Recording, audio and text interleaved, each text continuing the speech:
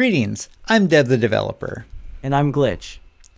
When your CSS is not doing what you told it to do, browser developer tools are where you're going to find out why.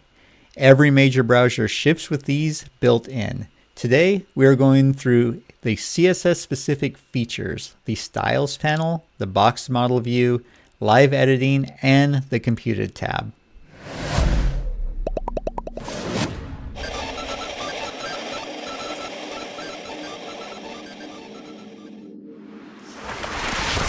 To open Developer Tools, right-click any element on the page and choose Inspect. The keyboard shortcut is Ctrl+Shift+I on Windows and Linux, Ctrl+Option+I on Mac. You will see a panel split into sections. For CSS work, you care about two of them. The Elements panel on the left, which shows the HTML structure, and the Styles panel on the right, which shows the CSS rules applied to whatever element is selected. Wait, so I pick an element in the Elements panel, and the Styles panel updates to show that specific element's rules. Exactly. Click any element, and the Styles panel reflects it immediately. Let's build a page to work with. Start with the HTML. Now some CSS to give us something to inspect. Okay, so the Styles panel is showing everything that applies to this element. My H1 rule is there, and there are some other styles I did not write. Browser defaults. Every browser applies a base style sheet to HTML elements before any of your rules run. The Styles panel shows the whole stack. Your rules, inherited values, browser defaults, all of them. Ordered from most specific at the top to least specific at the bottom. So if something is showing up on my page that I did not style, it might be coming from one of those browser defaults. Exactly where to look. Now, watch what happens when two rules conflict. Let's add a broad rule that covers all headings and a more specific rule for just H1. Oh, the grouped rule has a strikethrough. The browser is showing me which one it is using and crossing out the one it is not. That is specificity made visible. The more specific selector wins, and the Styles panel shows you the losing declaration with a strikethrough so you can see exactly what got overwritten and why. When you cannot figure out why a rule is not applying, this is where you look first.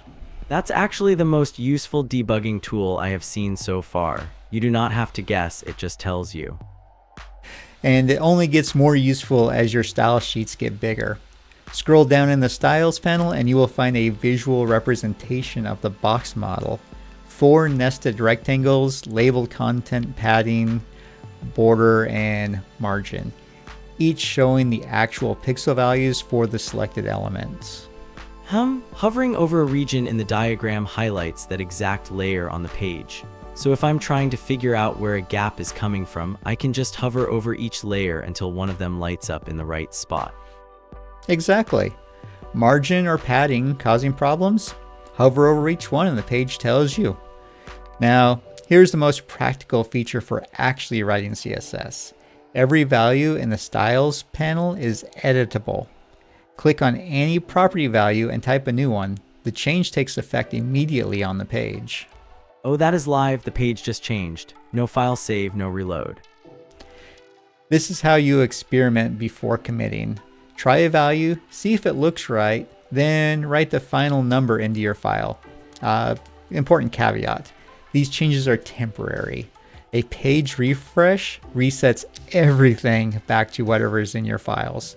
The dev tools are for exploration and diagnosis, not for permanent edits.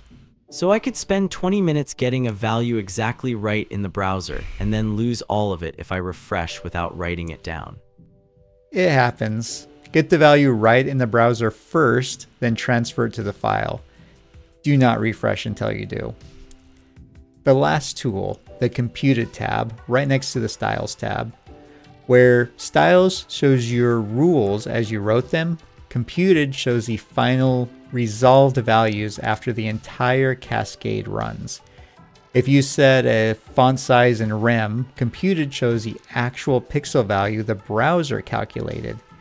If a property is inherited from a parent, computed shows the inherited value with a note about where it came from. The computed tab is the browser's final answer. This is what the property is for this element on this page after every rule and inheritance and calculation is done. Right-click and inspect to open the tools. Styles for your rules and the cascade. Box model for actual spacing values. Click any value to edit it live, then write the good ones into your files before you refresh. Computed for final resolve values. And when your CSS is not doing what you told it to, one of these panels has the answer. Don't just watch it, do it.